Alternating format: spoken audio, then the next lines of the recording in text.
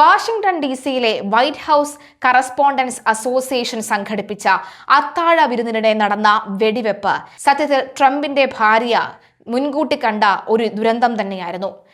Trump മരണപ്പെടാനുള്ള സാധ്യത വളരെ കൂടുതലാണെന്നും നിങ്ങൾ മറ്റെന്തെങ്കിലും പണി എടുക്കൂ എന്ന് ട്രംപിനെ ഉപദേശിക്കുന്ന ഭാര്യയുടെ വാർത്തകൾ കുറച്ചു ദിവസം മുൻപാണ് സമൂഹ മാധ്യമങ്ങളിൽ വന്നത്.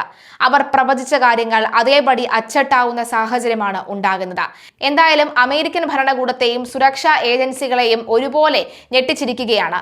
US പ്രസിഡന്റ് ട്രംപും പ്രഥമ വനിത മെലാനയും ഉൾപ്പെടെയുള്ള പ്രമുഖർ പങ്കെടുത്ത വിരുന്നിനിടെയാണ് ഈ ആക്രമണം കനത്ത സുരക്ഷാ വലയങ്ങളൊക്കെ തന്നെ ഭേദിച്ച നടന്നത് എന്ന ഗൗരവതരം തന്നെയാണ്. ശനിയാഴ്ച രാത്രി വാഷിംഗ്ടൺ ഹിൽട്ടൺ ഹോട്ടലിൽ നടന്ന ചടങ്ങിൽ വെച്ച് കാലിഫോർണിയയിലെ ടോറൻസ് സ്വദേശിയായ 31-കാരൻ കോൾ തോമസ് അലനാണ് വെടിയുതിർത്തത് എന്ന് പോലീസ് സ്ഥിരീകരിച്ചു കഴിഞ്ഞു. ഈ പശ്ചാത്തലത്തിൽ പോലീസ് അയാളെ പിടികൂടുകയും ഒക്കെ ചെയ്തു. അതിന്റെ ദൃശ്യങ്ങളും ഇപ്പോൾ സമൂഹ മാധ്യമങ്ങളിൽ വൈറലായി വരുന്നുണ്ട്. മെക്കാനിക്കൽ എഞ്ചിനീയർ, അതുപോലെ തന്നെ indie game developer, part time അധ്യാപകൻ എന്നിങ്ങനെ വൈവിധ്യമാർന്ന പ്രൊഫഷണൽ പശ്ചാത്തലമുള്ളയാളാണ് പ്രതിയെന്ന് ലിങ്ക്ഡിൻ തന്നെ ഉൾപ്പെടെയുള്ള സോഷ്യൽ മീഡിയ മാധ്യമങ്ങൾ ഇദ്ദേഹത്തിന്റെ പ്രൊഫൈലായി പറയുന്നുണ്ട്. മാത്രമല്ല, സാമ്പത്തികപരമായി വളരെ മുൻപന്തിയിലുള്ള കുടുംബത്തിൽ നിന്നുള്ള ഒരു വ്യക്തി കൂടിയാണ്. ലോക പ്രശസ്തമായ കാലിഫോർണിയ ഇൻസ്റ്റിറ്റ്യൂട്ട് ഓഫ് ടെക്നോളജിയിൽ നിന്ന് മെക്കാനിക്കൽ എഞ്ചിനീയറിംഗ് ബിരുദവും കാലിഫോർണിയ സ്റ്റേറ്റ് യൂണിവേഴ്സിറ്റിയിൽ നിന്ന് കമ്പ്യൂട്ടർ സയൻസിൽ ബിരുദാനന്തര ബിരുദവും അദ്ദേഹം നേടിയിട്ടുണ്ട്. IJK കൺട്രോൾസ് പോലെയുള്ള സ്ഥാപനങ്ങളിൽ എഞ്ചിനീയറായും കാൽടെക്കിൽ ടീച്ചിംഗ് അസിസ്റ്റന്റായും ജോലി ചെയ്തിട്ടുള്ള അലൻ മികച്ച അക്കാദമിക് പശ്ചാത്തലമുള്ളയാളാണ്. കൂടാതെ C2 എഡ്യൂക്കേഷനിൽ പാർട്ട് ടൈം അധ്യാപകനായും അദ്ദേഹം പ്രവർത്തിക്കുന്നുണ്ട്. കമ്പനിയുടെ ഫേസ്ബുക്ക് പേജിൽ 2024 ഒരു പോസ്റ്റിൽ അലനെ അധ്യാപകനായി പരിചയപ്പെടുത്തുന്നുമുണ്ട്. 2014 നാസയുടെ ജെറ്റ് പ്രൊഫഷണൽ ലബോറട്ടറിയിൽ സമ്മർ അണ്ടർ ഗ്രാജുവേറ്റ്സ് റിസർച്ച് ഫെലോഷിപ്പിൽ അലൻ പങ്കെടുത്തിരുന്നു. പ്രതിയുടെ കരിയറായ ഏറ്റവും ശ്രദ്ധേയമായ നേട്ടങ്ങളിൽ ഒന്ന് 2014 നാസയുടെ ജെറ്റ് പ്രൊഫഷണൽ ലബോറട്ടറിയിൽ, അതായത് JPL എന്ന് പറയുന്ന ഈ ലബോറട്ടറിയിൽ ലഭിച്ച summer under graduate research fellowship തന്നെയാണ്.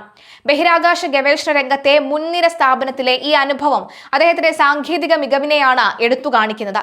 കൂടാതെ ബോർഡം, അതുപോലെ തന്നെ ഫസ്റ്റ് ലോ തുടങ്ങിയ വീഡിയോ ഗെയിമുകൾ വികസിപ്പിച്ചെടുത്ത ഒരു സ്വതന്ത്ര ഗെയിം ഡെവലപ്പർ എന്ന നിലയിലും അദ്ദേഹം അറിയപ്പെടുന്ന ഒരാളാണ്. തന്മാത്ര രസതന്ത്രത്തെയും ബഹിരാകാശ പോരാട്ടങ്ങളെയും ആസ്പദമാക്കിയുള്ളതായിരുന്നു അദ്ദേഹത്തിന്റെ ക്രിയേറ്റീവ് വർക്കുകൾ എന്ന് പറയുന്നത്. തന്മാത്ര രസതന്ത്രത്തെ അടിസ്ഥാനമാക്കി സ്റ്റീം പ്ലാറ്റ്ഫോമിനായി ഒരു വീഡിയോ ഗെയിമും വികസിപ്പിച്ചതായും അലൻ പോസ്റ്റ് ചെയ്തിട്ടുണ്ട്. ബഹിരാകാശത്ത് സജ്ജമാക്കിയ ഒരു പുതിയ dog town shooter compact game വികസിപ്പിക്കുന്നതിനായി അദ്ദേഹം പ്രവർത്തിക്കുന്നുണ്ട് എന്ന് അലന്റെ പേരിലുള്ള ഒരു പോസ്റ്റിൽ തന്നെ പറയുന്നു. ഹിൽട്ടൺ ഹോട്ടലിലെ സുരക്ഷാ പരിശോധനകൾ വെട്ടിച്ച് ആയുധങ്ങളുമായി എത്തിയ അലൻ ഒരു സീക്രട്ട് സർവീസ് ഏജന്റിനെ വെടിവെക്കുകയും ചെയ്തിട്ടുണ്ട്. ഉദ്യോഗസ്ഥൻ ബുള്ളറ്റ് പ്രൂഫ് ജാക്കറ്റ് ധരിച്ചിരുന്നതിനാൽ വലിയ പരിക്കേൽക്കാതെ രക്ഷപ്പെട്ടു. പ്രതിയുടെ കൈവശം ഒരു ഷോട്ട് ഗൺ, അതുപോലെ തന്നെ ഒരു ഹാൻഡ് ഗൺ, നിരവധി കത്തികൾ എന്നിവയുൾപ്പെടെ ഒന്നിലധികം ആയുധങ്ങൾ ഉണ്ടായിരുന്നതായി പോലീസ് മേധാവി ജെഫ്രി കരോൾ വെളിപ്പെടുത്തിയിട്ടുണ്ട്. ഹോട്ടലിൽ തന്നെ ഒരു മുറിയിൽ താമസക്കാരനായിരുന്നു ഇയാളെന്നും അതുകൊണ്ട് ആയുധങ്ങൾ അകത്തേക്ക് എത്തിക്കാൻ സാധിച്ചെന്നും പ്രാഥമിക അന്വേഷണത്തിൽ വ്യക്തമായിട്ടുണ്ട്. വെടിയൊച്ച കേട്ട് ഉടൻ തന്നെ പ്രസിഡന്റ് ട്രംപ് വൈറ്റ് ഹൗസിന്റെ JD വാൻസിനെയും സുരക്ഷാ ഉദ്യോഗസ്ഥർ സുരക്ഷിത സ്ഥാനത്തേക്ക് മാറ്റിയിരുന്നു. ഏകദേശം 2300 അതിഥികൾ പങ്കെടുത്ത ചടങ്ങിൽ വലിയ പരിഭ്രാന്തിയാണ് വെടിവെപ്പിന് പിന്നാലെ ഉണ്ടായത്. അതിഥികൾ മേശകൾക്ക് താഴെ ഒളിച്ചാണ് ആക്രമണത്തിൽ നിന്ന് സ്വയം രക്ഷിക്കാൻ ശ്രമിച്ചത്. ആക്രമിയെ സുരക്ഷാ സേന കീഴ്പ്പെടുത്തുന്ന ദൃശ്യങ്ങൾ ട്രംപ് തന്റെ ട്രൂത്ത് സോഷ്യൽ പ്ലാറ്റ്ഫോമിലൂടെ പിന്നീട് പങ്കുവച്ചു. ആക്രമിയെ ലോൺ വുൾഫ് എന്നാണ് ട്രംപ് വിശേഷിപ്പിച്ചത്. അലിനെതിരെ ആയുധം ഉപയോഗിച്ചുള്ള ആക്രമണം, ഫെഡറൽ ഉദ്യോഗസ്ഥനെ പരിക്കേൽപ്പിക്കൽ തുടങ്ങിയ ഗുരുതരമായ കുറ്റങ്ങളാണ് ചുമത്തിയിരിക്കുന്നത്. Colombia district US attorney G9 പിറോ ആണ് നിയമ നടപടികൾക്ക് നേതൃത്വം നൽകുന്നത്. തിങ്കളാഴ്ച ഇയാളെ കോടതിയിൽ ഹാജരാക്കും. 2014 കമലാ ഹാരിസിന്റെ തെരഞ്ഞെടുപ്പ് പ്രചാരണത്തിന് ഇയാൾ സംഭാവന നൽകിയിരുന്നതായും റിപ്പോർട്ടുകളുണ്ട്. എന്നാൽ ആക്രമണത്തിന് പിന്നാലെ കൃത്യമായ ലക്ഷ്യമോ രാഷ്ട്രീയ പ്രേരിതമാണോ എന്നതോ സംബന്ധിച്ച് ഔദ്യോഗിക സ്ഥിരീകരണം ഇതുവരെ വന്നിട്ടില്ല. പ്രതിയെ പിടികൂടുന്നതിനിടയിൽ ഒരു സുരക്ഷാ ഉദ്യോഗസ്ഥന് വെടിയേറ്റതായും നിലവിൽ ആശുപത്രിയിൽ ചികിത്സയിലാണെന്നും ട്രംപ് അറിയിച്ചിട്ടുണ്ട്.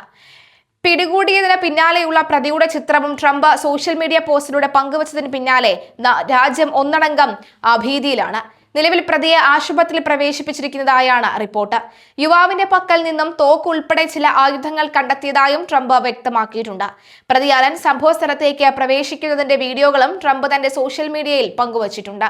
കഴിഞ്ഞ ദിവസമാണ് വാഷിംഗ്ടൺ DC-യിൽ നടന്ന വൈറ്റ് ഹൌസ് കറസ്പോണ്ടന്റ് അസോസിയേഷൻ അത്താഴ വിരുന്നിനിടെ വെടിവെപ്പ് ഉണ്ടായത്. എല്ലാവരെയും ഞെട്ടിച്ചുകൊണ്ട് വലിയ വെടിയൊച്ചകൾ കേൾക്കുകയായിരുന്നു. തുടർന്ന് ട്രംപിന്റെ ഭാര്യ മെലാനിയയെയും സുരക്ഷാ ഉദ്യോഗസ്ഥർ സുരക്ഷിത സ്ഥലത്തേക്ക് മാറ്റുകയായിരുന്നു. കനത്ത സുരക്ഷാ പരിശോധനകൾ നിലനിൽക്കുന്ന സ്ഥലത്തേക്ക് ആയുധവുമായി ഒരാൾക്ക് എങ്ങനെ പ്രവേശിക്കാനായി എന്നത് സംബന്ധിച്ച് FBI-യും സീക്രട്ട് സർവീസ് അന്വേഷണം ആരംഭിച്ചിട്ടുണ്ട്. അമേരിക്കൻ പ്രസിഡന്റുമാർക്ക് നേരെ മുൻപും ആക്രമണം നടന്നിട്ടുള്ള സ്ഥലമാണ് ഈ വാഷിംഗ്ടൺ ഹിൽട്ടൺ ഹോട്ടൽ എന്ന് പറയുന്നത്. 1981-ൽ പ്രസിഡന്റ് റോൾസ് റീഗനും നേരെ വെടിയേറ്റത് ഇതേ ഹോട്ടലിൽ വെച്ച് തന്നെയാണ്. 2024 തെരഞ്ഞെടുപ്പ് പ്രചാരണത്തിനിടെ പെൻസിൽവാനിയയിൽ വെച്ച് ട്രംപിന് നേരെ വധശ്രമം ഉണ്ടായതിന് പിന്നാലെ നടന്ന ഈ സംഭവം US രഹസ്യാന്വേഷണ ഏജൻസികളുടെ സുരക്ഷാ പരാജയമായി വിലയിരുത്തപ്പെടുന്നുമുണ്ട്. നിലവിൽ കസ്റ്റഡിയിലുള്ള പ്രതി അലനെ വിശദമായ ചോദ്യം ചെയ്യലിനും മാനസികാരോഗ്യ പരിശോധനയ്ക്കും വിധേയമാക്കുമെന്ന് ലഭിക്കുന്ന വിവരങ്ങൾ പുറത്തുവരുന്നുണ്ട്. എന്തായാലും ഞെട്ടലോടുകൂടി തന്നെയാണ് ഈ ഒരു സംഭവം ലോകം കാണുന്നത്. അതോ ഇനി ഇത് ട്രംപിന്റെ പണി തന്നെയാണോ എന്ന് പോലും പലരും സംശയിക്കുന്നുണ്ട്. എന്നാൽ ഇത്രയും റിച്ച് ആയിട്ടുള്ള പോർട്ട്ഫോളിയോ ഉള്ള, ഇത്രയും വിദ്യാഭ്യാസ നിലയിൽ വളരെ ഉന്നതിയിലുള്ള, സാമ്പത്തികമായി വളരെ മുന്നിൽ നിൽക്കുന്ന ഇയാൾ എന്തിനു വേണ്ടി ട്രംപിനെ ഇല്ലാതെയാക്കാൻ ശ്രമിക്കുന്നു എന്ന ചോദ്യം ബാക്കി നിൽക്കുകയാണ്.